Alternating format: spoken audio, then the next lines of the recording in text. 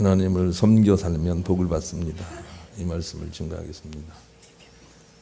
누구나 다 그렇지만 엘리베이터를 타면 모르는 사람이 타게 되고 모르는 사람이 타면 괜히 이상하게 분위기가 어색해집니다. 그 침묵의 기간이 참 힘들지요. 그럴 때 용기 있는 사람들은 열심히 인사를 하지만 우리나라 사람들은 잘 못하지요.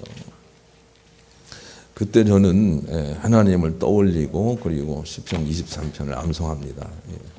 여호와는 나의 목자시니 내가 부족함이 없으리로다. 그 하나를 푸른 초장에 누이시며 실만한 물가로 인도하시는도다. 암송하다 보면 좋은 현상이 생겨요. 내가 얼마나 행복해지는지 몰라요. 화평해지는지 몰라요. 어색한 분위기 속에 들어가지 않아요. 하나님의 통치 가운데 그냥 있는 거죠. 그러다 보면 내리면 되는 거예요. 누가 말을 걸면 친절하게 대답해 주면 그만이고 안 그러면 그냥 쑥 내려오면 돼요. 우리가 하나님을 섬겨 산다는 것은 하나님이 무엇이 부족해서 우리에게 섬겨라 그러면 내가 복을 주겠다 하고 자판기처럼 우리가 생각을 해서는 안 됩니다. 그렇게 말씀하지 않기 때문이죠.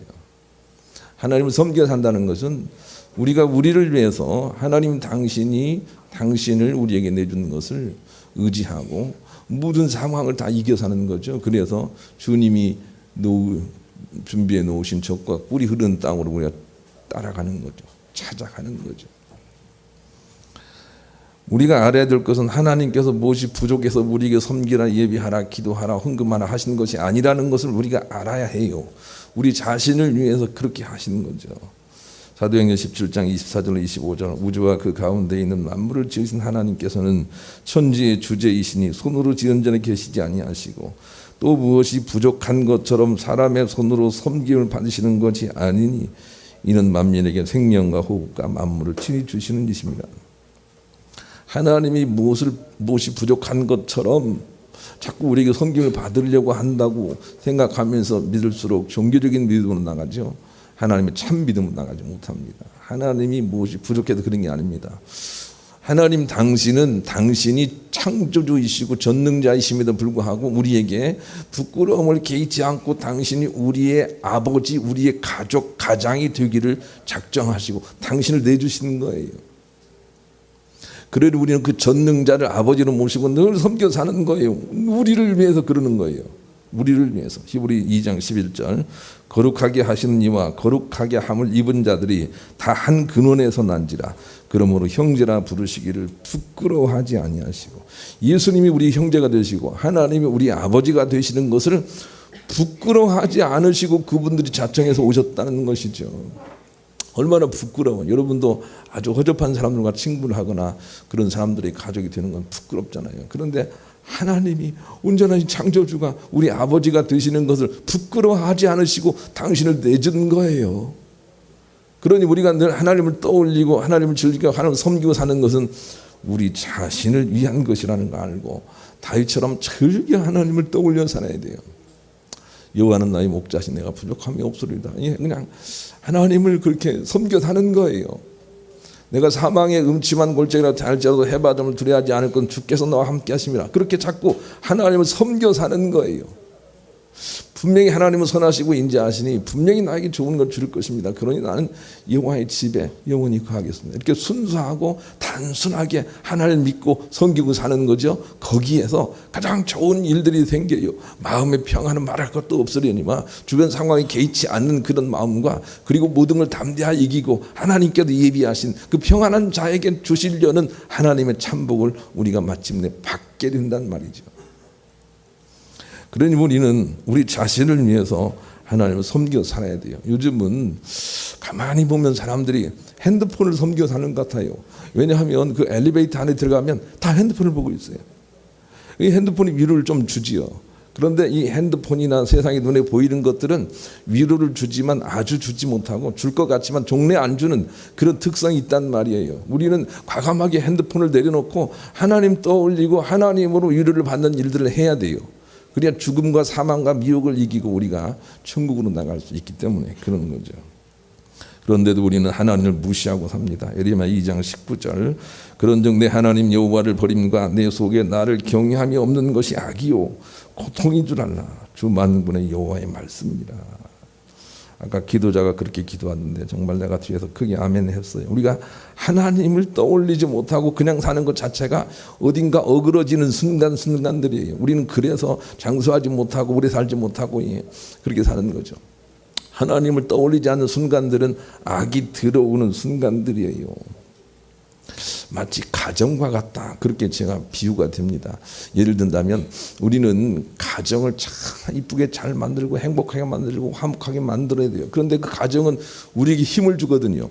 가정이 행복하고 화목하면 보이지 않지만 자꾸 우리가 가정 때문에 힘을 받아요. 그런데 만약에 가정이 어그러져 있고 들어가기 싫고 이렇다면 가정이 주는 참복을 우리 받지 못하는 거죠. 우리는 정성을 다해서 가정을 세워야 돼요. 가정을 섬겨야 돼요. 가정에서 부드러워야 돼요. 가정에서 좋은 일들 자꾸 만들어내야 돼요. 가정이 우리에게 주는 힘이 굉장히 크기 때문이죠. 마찬가지로 우리는 하나님의 나라를 그렇게 정성스럽게 만들어 가야 돼요. 하나님을 정성스럽게 섬기라, 그렇게 말씀하셨어요. 히브리서 13장 4절로 6절. 모든 사람은 결혼을 귀히 여기고 침소를 더럽히지 않게 하라. 음행하는 자들과 간음하는 자들은 하나님의 심판이 있으리라. 돈을 사랑하지 말고 있는 바를 족한 줄로 알라. 그가 친히 말씀하시기를 내가 결코 너희를 버리지 아니하고 너희를 떠나지 아니하리라 하셨느니라. 그러므로 우리가 담대히 말하되 주는 나를 돕는 이시니 내가 무서워하지 아니하겠노라. 사람이 내게 어찌하리오 하노라. 가정도 순수함이 지켜져야 됩니다. 여기서 음란이라고 하는 것, 간음이라고 하는 것은 바람 피는 것, 그런 것만을 의미하지 전혀 않습니다. 가정이 그냥 순수해야 된다는 거죠. 순수해야 된다는 거죠. 순수해야 돼요. 그냥 너가 우리 가정 식구가 됐구나, 우리 이렇게 서로 좋게 여기며 살아보자, 이렇게 순수해야 된다는 거예요. 그게 깨끗하고 정결하는 거예요. 음란하지 않는 거예요. 하나님께도 마찬가지예요. 그냥 순수해야 돼요. 하나님 오늘은 왜 이걸 안 주십니까? 이것이 순수하지 못하다고 우리가 많이 배웠어요. 이미 그것이 욕심이고 음란이라고 우리가 배웠어요. 순수하게 그냥 하나님 모시고 사는 거예요. 그런데 그 순수한 믿음이 가장 많은 복을 우리 가운데 허락해 주시죠. 그런데 우리는 그 하나님을 무시하고 살아요. 가정도 아주 아무렇게나 생각을 해요. 가정을 아주 소중하게 생각을 하고 가정을 허무는 자가 되면 안 됩니다. 가정을 어떻든 잘 만들고 그렇게 해야 내가 복을 받게 되는 것입니다. 하나님과 관계가 잘 세워지면 참복이 오고 하나님과 관계가 허물어지면 저주가 온다는 것이죠. 그것은 우리가 말씀을 통해서도 많이 깨달았거니와 오늘 본문은 그것을 천국에서 아주 하나님께 온전하게 순종하고 집중함으로 오는 참복을 통해서 우리가 오늘의 현실의 우리의 믿음의 방향을 성경이 제시를 하고 있습니다. 우선 신명기 28장 1절로 6절 읽겠습니다. 신명기 28장 1절로 6절 읽습니다. 시작. 내가 내 하나님 여호와의 말씀을 삼가 듣고 내가 오늘 내게 명하는 그의 모든 명령을 지켜 행하면 내 하나님 여호와께서 너를 세계 모든 민족에 뛰어나게 하실 것이라. 내가 내 하나님 여호와의 말씀을 청종하면 이 모든 복이 내게 임하며 내게 이르기를 성읍에서도 복을 받고 들에서도 복을 받을 것이며 내 몸의 자녀와 내 토지의 소산과 내 짐승의 새끼와 소와 양 새끼가 복을 받을 것이며 내 광주리와 떡반죽 그릇이 복을 받을 것이며 너가 들어와도 복을 받고 나가도 복을 받을 것이며. 하나님은 아예 그렇게 말씀을 주셨다고요. 우리가 그냥 하나님을 순종하고 섬기고 따르고 생명을 다해서 목숨을 바치는 따르게 되면 하나님께서 모든 문제가 풀어지게 그렇게 만드셨다고요. 그런데 반대로 우리가 하나님을 따르지 않으면 어떻게 되는 거죠? 저주가 오죠.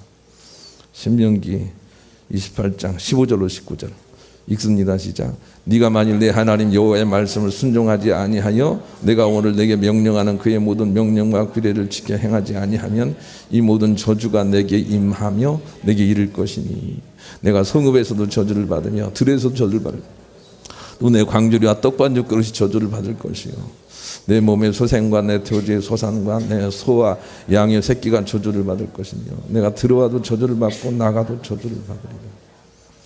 우리가 이 사실에 대한 깨달음이 필요합니다. 우리가 하나님을 떠올리고 하나님 섬기면 살지 않는 순간은 무엇인가가 어그러지고 있는 거예요.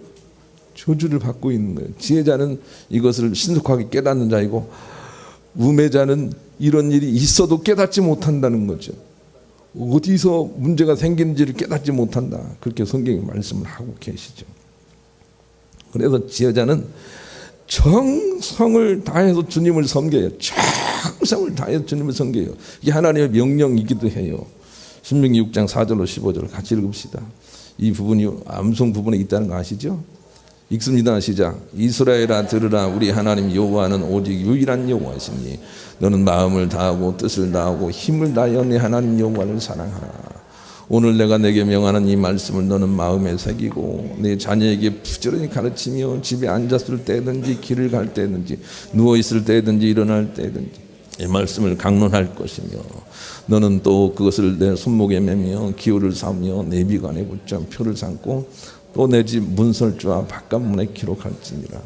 내 하나님 여호와께서 내 조상 아브라함과 이삭과 야곱을 향하여 내게 주리라 맹세하신 땅으로 너를 들어가게 하시고 내가 건축하지 아니한 크고 아름다운 성읍을 얻게 하시며 내가 채우지 아니한 아름다운 물건이 가득한 집을 얻게 하시며 내가 파지 아니한 우물을 차지하게 하시며 내가 심지 아니한 포도원과 감람나무를 차지하게 하사 내가 배불리게 하실 것일 때에 너는 조심하여 너를 애굽 땅 종되었던 집에서 인도하여 내신 여호와를 잊지 말고 내 하나님 여호와를 경외하며 그를 섬기며 그의 이름으로 맹세할 것이니라.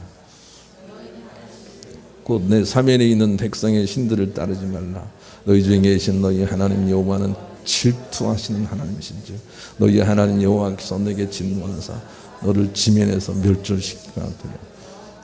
하나님의 질투는 하나님이 우리를 질투하시는 게 아니라 하나님을 바라보지 않으면 저주가 되도록 만들어 놓으신 이 세상 체계예요. 하나님의 질투예요. 우리가 하나님을 바라보지 않는 순간 모든 게 무너진다고요. 그냥 죽을 힘을 다해서 하나님 바라봐야 돼요. 섬겨야 죽을 힘을 다해서 목숨과 생명을 다해서 주님을 섬겨야 된단 말이죠. 그래야만 겨우 우리가 저주를 면할 수가 있는 거죠. 전국은 그래서 저주가 없어요. 왜냐하면 그냥 하나님만 섬기니까 다른 것을 따르지 않으니까 저주가 없다. 그래서 저주가 끊어진다는 메시지가 오늘 본문에도 있고 많은 곳에 있는 거죠. 본문을 다시 한번 읽읍시다. 시작. 다시 저주가 없으며 하나님과 그 어린 양의 보좌가 그 가운데 있으니 그의 종들이 그를 섬기며 그의 얼굴을 볼 터이요 그의 이름도 그들의 이마에 있으라. 얼마나 좋은 날이겠어요. 저주라는 게 없어요. 잘못된 게 없어요. 어그러진 게 없어요. 부정적인 게 없어요. 넘어지는 게 없어요. 고통이 없어요. 눈물이 없어요. 아픔이 없어요. 질병이 없어요. 그런 땅을 우리가 이미 준비된 사람으로 우리가 살아가고 있는 거죠. 그런데 이 땅에서도 우리가 하나님을 정성스럽게 섬기면 그런 현상이 나타난다고 말씀해 주세요. 그러니 저주가 끊어지기를 원한다면 하나님을 더 즐겨 섬겨야 돼요. 소화가 안 되면 소화제를 먹고 소화가 또 안 되면 소화제를 또 하나 먹는 것처럼 이것은 좋은 비유가 아니에요. 그렇게 하라는 거 아니에요. 근데 우리가 삶이 어그러지는 걸 보면 더 하나님을 섬기면 돼요. 더 섬기는 거예요. 어제는 뭐 2시간 기도했다면 오늘은 막 4시간 기도를 하는 거예요. 이 기도가 물리적인 걸 의미하지 않습니다. 하나님께 끼어 있는 거죠. 더 하는 거예요. 그렇게 하시는 거예요. 거기만 길이 있기 때문에 그래요. 그러니 더 섬겨야 돼요. 즐겨 더 섬겨야 돼요. 그래야만 삶이 풀어진다. 이렇게 말씀하세요. 우리 그런 마음을 가지고 복음성가 339장 함께 부르겠습니다. 나의 마음속에 온전히 주님만 모셔놓고 나의 정성을 다하여 피 흘리기까지 이런 표현을 씁니다. 주를 섬겨야 해요. 하나님을 섬겨 살기 위해서 두 번째는 믿음이 대단하다는 소리까지 들을 만큼 섬겨야 된다는 거죠. 믿음이 대단한 소리를 들을 때까지 우리가 하나님을 섬겨야 된다. 이것이 오늘 본문 하반절에 있어요. 그래서 우리가 이름이 하나님의 이름이 여기 이마에 새겨지기까지 그렇게 믿어야 천국이 된다고 가르쳐 주세요. 그러니까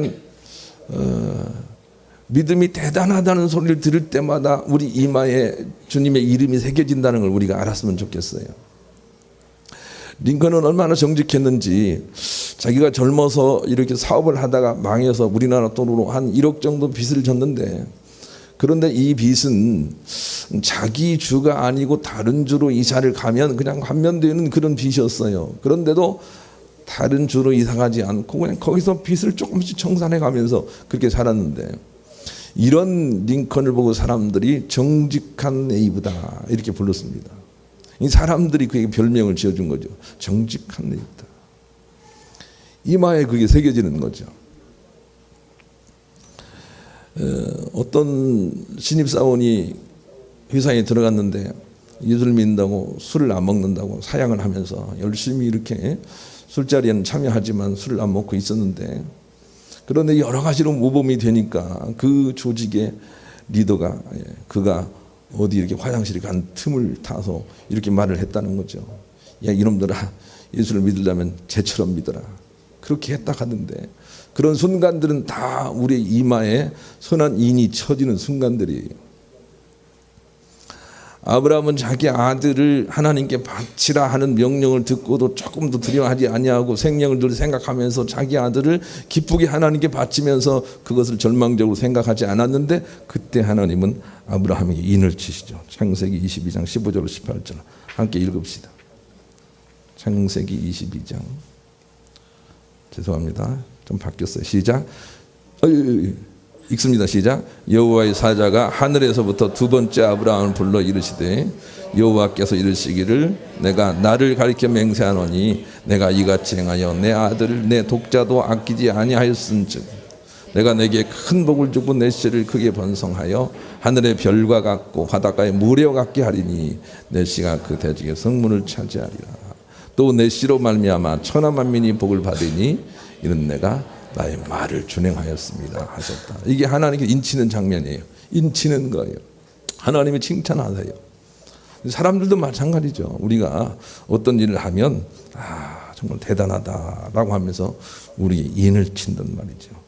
그리고 인친 사람들이, 인침을 받은 사람들이 천국에 들어가요. 요한계시록 7장 2절로 4절로 읽읍시다. 읽습니다. 시작. 또 봄에 다른 천사가 살아계신 하나님의 인을 가지고 해 돋는 데서부터 올라와서 땅과 바다를 해롭게 할 권세를 받은 네 천사를 향하여 큰 소리로 외쳐 이르되, 우리가 우리 하나님의 종들의 이마에 인치기까지 땅이나 바다나 나무들은 해하지 말라 하더라. 내가 인침을 받은 자의 수를 들으니 이스라엘 자손의 각 지파 중에서 인침을 받은 자들이 14만 4천이요. 이 14만 4천 구원받은 자 속에 들어가려면 인침을 받아야 되고, 인침을 받는다는 것은 하나님으로부터 야, 네 믿음이 대단하다 이런 소리를 드려야 되고, 사람으로부터도 말할 것도 없습니다. 넌 참 믿음이 대단하다 라는 소리를 드려야 됩니다. 그래야만 우리가 인침을 받게 되죠. 세상 사람들이 여러분에게 어떻게 부르는지 모르겠어요. 그 사람 하고 붙이는 게 나예요. 그 사람 아주 신실하지, 이렇게 다 불리기를 원해요. 그게 세상에서는 사람들에게 인침받는 거예요. 하나님이 여러분을 떠올릴 때 그 사람 하고 그 다음 뭐 붙이겠어요? 그게 인치는 거란 말이에요. 그 사람 아브라함, 다윗. 그래서 우리가 우리의 이미지 관리를 참 해야 돼요, 여러분. 그 사람. 그 다음 뭐가 붙지요? 이미지 관리를 잘 해야 돼요. 하나님 보시기에 그렇게 대단하다는 소리를 듣는 만큼 우리가 믿음으로 하나님을 섬겨야 된다. 그 사람 대단해, 이런 소리를 들어야 돼요. 그 사람 믿음이 참 대단해, 이런 소리를 들어야 돼요. 그래야만 인침받고 저 14만 4천 속에 들어가 있다는 거죠. 그게 하나님 주시는 말씀의 교훈이고요. 하반절에 그의 얼굴을 볼 터이요 그의 이름도 그들의 이마에 있으리라, 이런 메시지고요. 두 번, 그 전에 첫 번째는 하나님 보시기에 부끄러운 일들을 끊어야 된다는 메시지가 먼저 있어요. 제가 좀 바꿨어요. 하나님 보시기에 부끄러운 일들을 끊어내야 된다는 거죠. 그게 얼굴이에요. 하나님의 얼굴 앞에 사는 거죠. 선다싱이 이런 얘기를 했어요. 선다싱은 그 어려운 인도의 환경 속에서 하나님을 만나고 나서 하나님으로 변화되어 그냥 죽을 무릅쓰고 하나님을 증거한 사람인데, 그런데 그가 입신을 해서 이 천국 언저리를 다 보고 옵니다. 그리고 나서 사람들이 자꾸 그것을 기록하라고 그래서 아주 글솜씨가 없어서 얼기설기하게 그 체험한 글들을 적어놓고 있어요. 그 내용 중에 이런 게 있어요. 어떤 사람이 자기 집에서 은밀히 깊은 죄를 짓고 있었습니다. 그때 나는 그 사람의 영안이 뜨이기를 얼마나 바랬는지 모릅니다. 그렇다면 저는 그 죄를 결코 범하지 못하였을 것이기 때문입니다. 왜냐하면 그 방에는 실로 많은 천사와 성인들이 있었을 뿐 아니라 저를 사랑하는 영들도 그를 도우려고 그 가운데 함께 와 있었기 때문입니다. 이 모든 영들이 저의 부끄러운 범죄 행위를 보고 근심하고 걱정하였습니다. 그 중에 한 분이 말하기를 우리가 저를 도우려고 왔다가 오히려 우리가 그 심판날에 저의 죄를 증거하지 않으면 안 되게 되었구나. 저는 우리를 볼 수 없었으나 우리는 그가 죄에 빠지고 있는 것을 보았다. 바라건대 이 사람의 회개하여 장차 올 형벌을 면하기를 원한다. 그런 내용이 있단 말이에요. 우리가 하나님 얼굴 앞에 살아서 하나님이 나를 보시는 것처럼 살아서 우리의 부끄러운 일들을 자꾸 제해야 돼요. 그래야만 우리가 저주가 없는 그 나라의 백성으로 우리가 서게 될 수가 있습니다. 야곱은 어디를 가다 보니까 하나님께서 자기를 그렇게 보고 있다는 것을 깨닫고 나서 그리고 나서 자기의 그 뭡니까 속이기 대장 같은 그의 삶을 끊어버립니다. 우리가 하나님 보시기에 부끄러운 일들을 끊어내기 시작해야 합니다. 하나님 보시기에 하나님이 보고 계시고 선한 영들이 다 우리를 보고 있단 말입니다. 그런데 우리가 그 앞에서 얼굴 앞에서 부끄러운 일들을 끊어내야 된다라고 하는 거죠. 마치 김일신 장군처럼 그는 술을 좋아했던 사람이었던 것 같죠. 그런데 술을 끊어야 되겠다라고 생각을 하고 어느 날 이렇게 집에 돌아오는데 자기의 말이 술집을 알고 기억하고 가는데 칼을 빼들고 말에 머리를 잘랐다라는 일화가 있지 않습니까? 그처럼 우리가 하나님 앞에서 부끄러운 일들을 끊어야 된다. 그러면서 3절 말씀을 주신 거예요. 본문 3절 제가 읽을게요. 다시 저주가 없으며 하나님과 어린 양의 보좌가 그 가운데 있으리니 그의 종들이 그를 섬길 것이며 4절 초반절 그의 얼굴을 볼 터이요. 이렇게 말씀하시는 것은 회복되는 것에서는 항상 우리가 주님의 얼굴 앞에 있다는 거죠. 주님의 얼굴과 얼굴을 대하여 보고 있다는 거죠. 지금은 우리가 하나님은 우리를 보시나 우리는 하나님을 보지 못합니다. 그 얼굴 앞에 있어야 됩니다. 끊어야 됩니다. 제발 좀 끊으세요. 끊으세요. 부끄러운 일들을 끊으세요. 그래야 우리가 좋은 나라에 갈 수가 있습니다. 미국 존스 홉킨스 대학의 연구팀은 자신의 병원에서 임으로 선택한 100가정을 6년간 꾸준히 조사해 본 결과 가족 중에 아픈 사람이 있어서 가족이 그를 돌보되 기쁘게 돌보는 이들이 오히려 가족 중에 아픈 이들이 없는 사람들보다 더 건강해지고 장수한다는 연구 결과를 발표하였습니다. 연구를 이끈 데이비드 로스 박사는 이 결과에 대하여 아픈 가족을 돌보면 육신은 힘이 드는 것이 사실이나 잘 이해하여 섬김으로 돌보면 오히려 자신의 정신과 영혼이 정화가 되고 강해지며 자신도 모르는 사이에 성숙이 이루어져서 이와 같은 보상을 받게 되는 듯하다고 말을 했습니다. 하나님을 섬기는 자가 훨씬 그 영혼이 잘 된다는 걸 알아야 돼요. 하나님을 섬기는 자가. 그래서 아주 기쁜 마음으로 하나님을 섬겨야 돼요. 여러분 중에 그런 사람이 없기를 바라요. 하나님이 있기는 뭐가 있어. 이런 사람들은 그 말을 씻어내려면 정말로 많은 노력이 필요합니다. 제발 잘 모른다. 난 지금 잘 모른다. 그러나 진리가 있어야 되지 않느냐라고 하면서 그렇게 가시기를 바라요. 하나님이 어디가 있어? 한번 해놓으면 그 말은 씻어내기가 정말 어려워요. 다른 거 살인하는 건 용서가 잘 되지만 그건 잘 용서가 안 되거든요. 그렇게 말하지 마시길 바랍니다. 가정도 마찬가지예요. 가정이 무슨 소용이 있어? 그러면 안 됩니다, 여러분. 가정을 내가 잘해야 되는데 못한다. 참 미안하다. 이런 마음을 가지고 가정을 섬겨야 그 혜택을 우리가 받을 수가 있는 것이죠. 심장 전문의 포스트 박사는 자신의 할머니가 알츠하이머 병으로 죽자 의대에 들어가 그 병을 연구하기로 다짐을 합니다. 그리고 그는 심장에 효과가 좋은 아스피린보다 2배나 효능이 높은 물질을 발견하기 이르는데 그것은 섬기고 봉사하는 마음에서 생성되는 인체 호르몬이라는 것을 발견합니다. 그리고 이 섬김과 나눔이라는 것에 생긴 이 호르몬을 캡슐에 담아서 환자에게 먹일 수만 있다면 가장 획기적인 신약이 될 것이라고 제약 회사들에게 개발을 주문합니다. 그동안 그는 자신의 모든 환자들에게 약과 함께 반드시 처방을 해주는 것이 있는데, 그것은 바로 주변인들에 대한 너그러움과 친절.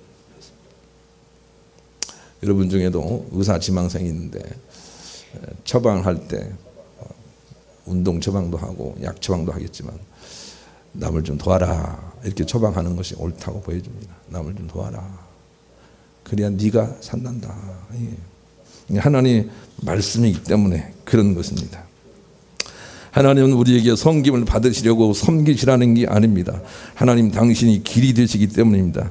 요한복음 14장 6절 나는 곧 길이요 진리요 생명이 나로 말미암지 않고는 아버지께로 올 자가 없느니라 그랬습니다. 하나님께로 나가는 길이 없습니다. 그냥 하나님 당신이 길입니다. 이걸 알았으면 좋겠어요. 예수님께 나가는 길이 없습니다. 그냥 예수님과 함께 하는 게 길입니다. 길이 되시려고 우리 가운데 오신 분이 우리 예수님이란 말이에요. 길이 되라고 우리 가운데 영원히 들어와서 함께 계시는 분이 성령님이시란 말이에요.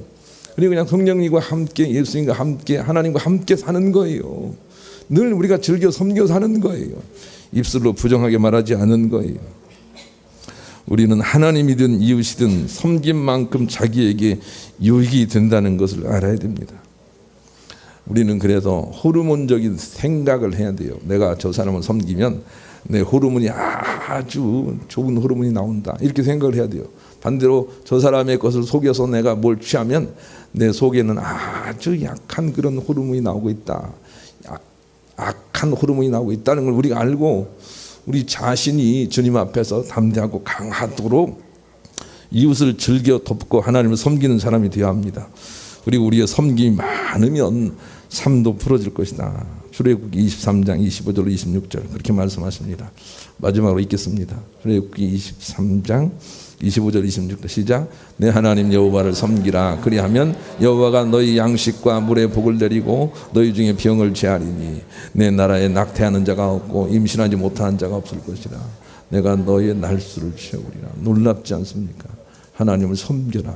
그렇게 말씀하고 계십니다. 하나님을 섬기시고 하나님을 섬기듯 여러분 주변에 있는 사람들을 섬겨서 가정도 섬기고 이렇게 교회도 섬기고 섬겨서 여러분 자신이 하나님의 참복을 받으시는 그리고 천국 가시는 모두가 되시기를 우리 주님의 이름으로 간절히 축원합니다.